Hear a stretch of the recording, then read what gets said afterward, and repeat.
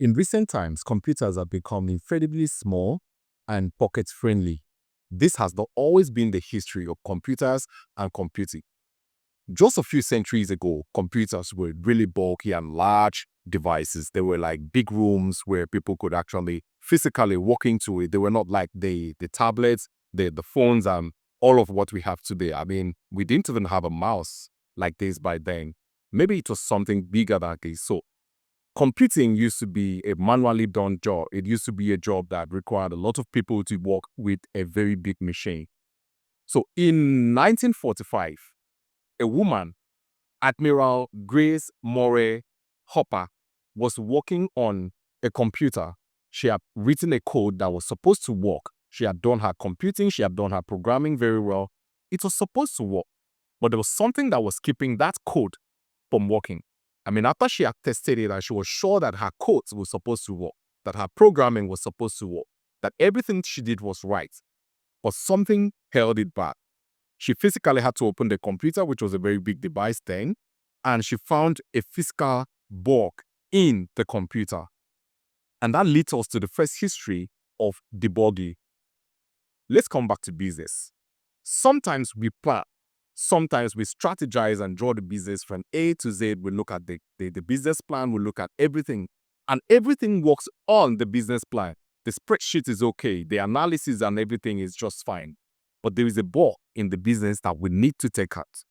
That takes me back to when I first started business, when I first started my photography business in a commercial space. I hired a staff that was supposed to work with me and that was supposed to be in the studio for most times. I noticed that when I was not in the studio, I did not make even a dime. There were so many times when I would step out, come back, and nothing happened. I was particularly wondering, why would I be in a commercial zone and nobody will at least come in to maybe take passport or do anything? Nobody even came in to make inquiries. So I decided to one day do the debugging in my business. I decided to do the physical bug check in my business. I took the memory card that was used in the cameras at the studio.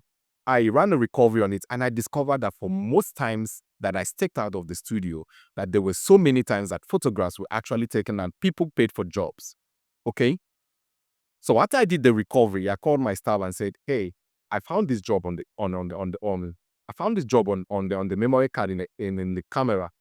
Where is this coming from?" And then he lied. He said, that job was not done here. I said, okay, fine. I understand. It wasn't done here. So I'm taking it to be that these jobs that I've seen on the card, that I did not see the cash, and I did not see any transaction written against those jobs. I did not see any transaction recorded about those jobs being done in the studio. I'm taking it to be that someone externally came in to hire our space or to rent our space for his photography. So I charged him, I deducted from his salary the equivalent of what people will pay to rent our space to shoot. After I did that, I had to fire him. I fired him, and for the next few months, I wasn't really stable in the studio. But each time I opened the studio, I had people walking, "Hey, I took photos here 2 months ago, and I really love those photos. I would love to take photos again." I'm like, okay, welcome. Please have a seat. Let's walk. I took out the bulk in my business. In so many businesses we do today, we need just a simple act of debugging. We need to learn how to debug our business. It might be from performing an assessment on the staff. It might be from performing an assessment on the cash flow and so many things. Sometimes you may get it right, but the bug in the business may be dragging you behind. I did the debugging on my work. I did the debugging on my business, and I found out that my staff was the bug that was hindering my cash flow, that was hindering my financial growth. So I had to fire him. And then from that point till now, business has been moving smoothly.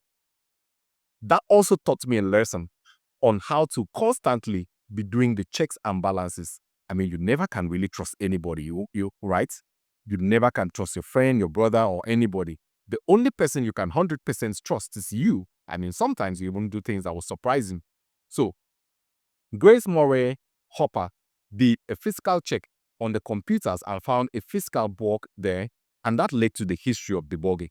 So now let me ask you now, as a business person, how many times have you done the bug check in your business? And how many times have you debugged your business? If you've not debugged your business yet, You may be running at a loss. You may be leaving your money somewhere on the floor for people to be picking it. You need to debug your business constantly. Sometimes it may require that you fire a very important staff. Sometimes it may require you hire a new person. And sometimes it may just require that you pay due diligence to the record and then look at how things are going. So what I'm emphasizing today is every business needs that period where the owner or the person in charge of the business runs a debug on the business. Try debugging your business. When you debug your business, you come back and thank me for the progress. My name is Uko and I like to call myself the rich son of a classroom teacher. Yeah, I'm a small business doctor. I talk about small businesses passionately. And if you do not like this channel yet, if you not subscribed to this channel yet, hit the subscribe button, turn on the notification so you see more videos like this when I post the next video. And I'll be glad to see you in the next video as you keep debugging your business one step at a time. See you in the next video. God bless you.